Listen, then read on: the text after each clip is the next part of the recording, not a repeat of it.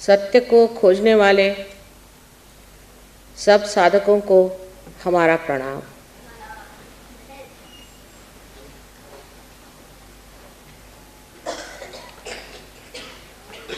आज का मधुर संगीत आज के विषय से बहुत संबंधित है, जिसके लिए मैं देबू चौधरी को बहुत बहुत धन्यवाद देती हूँ। सभी सहज व्यवस्था हो जाती है।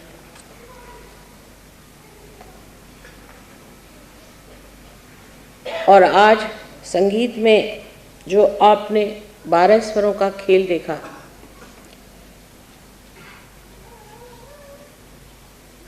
वही हमारे अंदर भी ऐसा ही सुंदर संगीत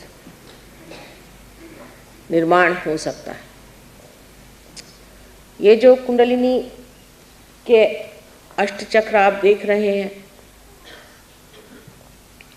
जो कि मूलाधार चक्र, मूलाधार, स्वाधिष्ठान, नाभि,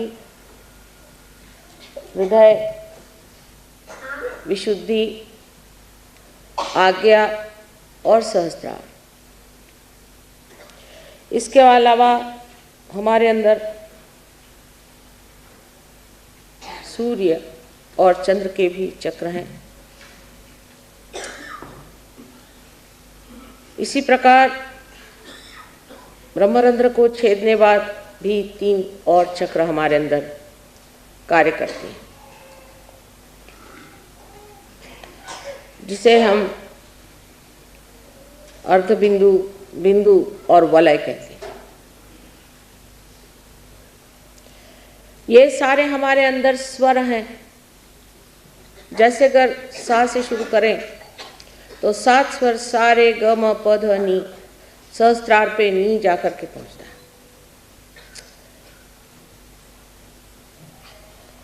इसी प्रकार इन सब चक्रों को जो शक्ति देते हैं, ऐसे ग्रह भी हैं। जैसे मूलाधार पे मंगल, स्वाधिष्ठान पे बुध, नाभि पर गुरु,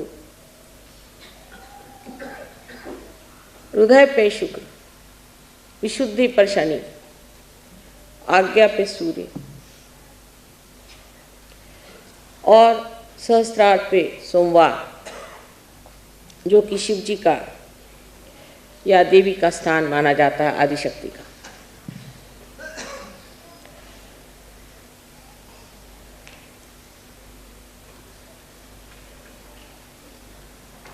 इसी प्रकार हमारे नवग्रह भी इन चक्रों पर वास करते हैं। इसका मतलब यह है कि जो कुछ भी ओंकार श्री गणेश से प्रणीत है, वो सारा ही एक ही स्वर, एक ही ताल में पूर्णतया बद्ध होकर के एक सुंदर संगीत का साज हमारे अंदर परमात्मा ने तैयार रखा हुआ है। इसको छेड़ने के लिए ही कुंडलिनी कार्यान्वित होती है। जब कुंडलिनी इन चक्रों को छेदती हुई ब्रह्मरंध्र तक पहुंचती है, उसके उत्थान से हर चक्र में न जाने कितनी ही गतिविधियां हो जाती हैं।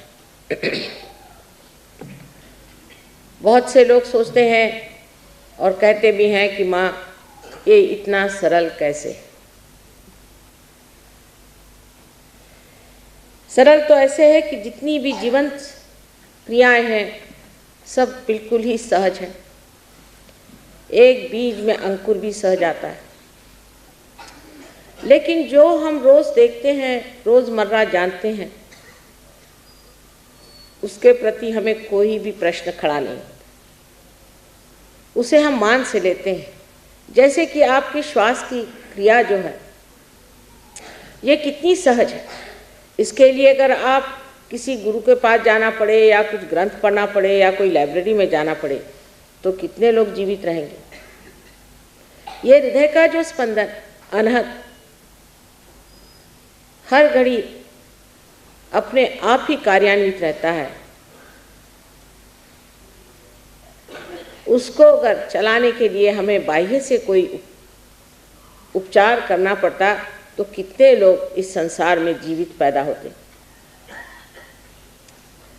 ऐसी अनेक विध चीजें जो जीवंत हैं हम देखते हैं।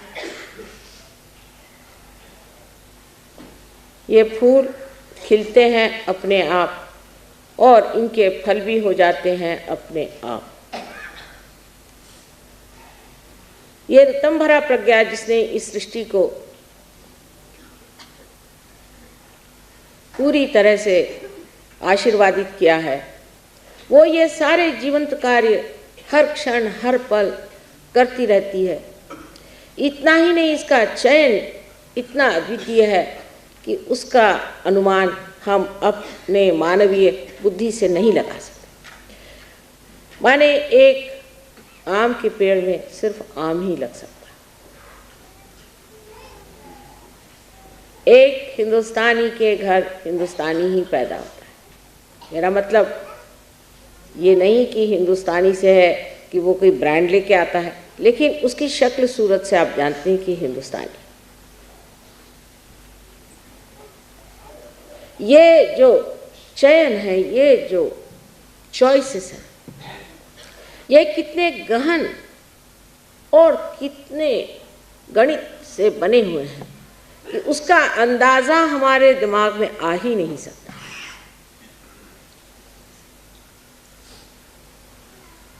जैसे कि मैंने पहले कहा था कि सिर्फ एक ही हो सकता है कि जो ये सीमित बूंद है इसे हम सागर में ढाल सकते हैं। सागर से एकाकार होने पर सागर की सारी शक्तियों को देख सकते हैं, जान सकते हैं और उसका आनंद भी लूट सकते हैं। यही कार्य ये कुंडलिनी करती है। लेकिन इसकी व्यवस्था इतनी सुंदर है इस सांस की कि ये स्वर सारे जाकर के अंत में अपने मस्तिष्क में पूरे यहाँ से लेकर के यहाँ तक सातों की सातों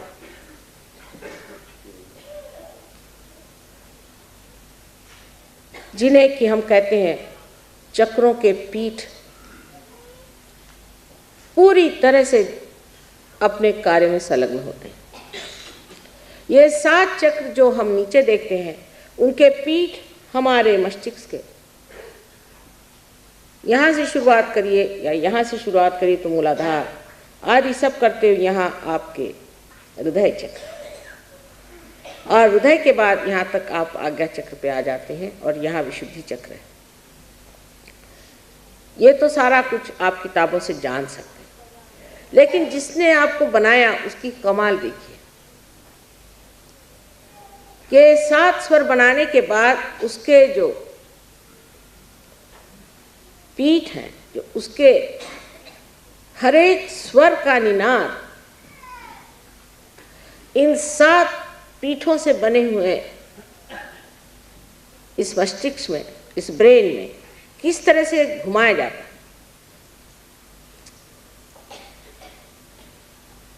उसकी जो शक्ति है उसको किस तरह से एक सुंदर सुगठित तालबद्ध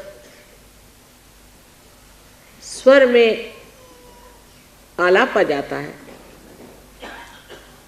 ये एक कमाल की चीज है जिसे देखते ही बनता है।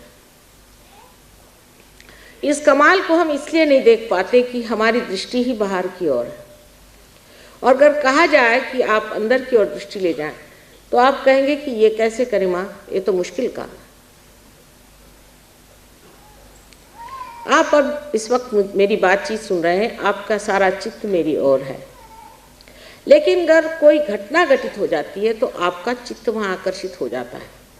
उसी प्रकार कुंडलिनी का जागरण जब होता है तो जो आपका चित्त बाह्य में फैला हुआ है वो एकदम अंदर की तरफ दौड़ता है।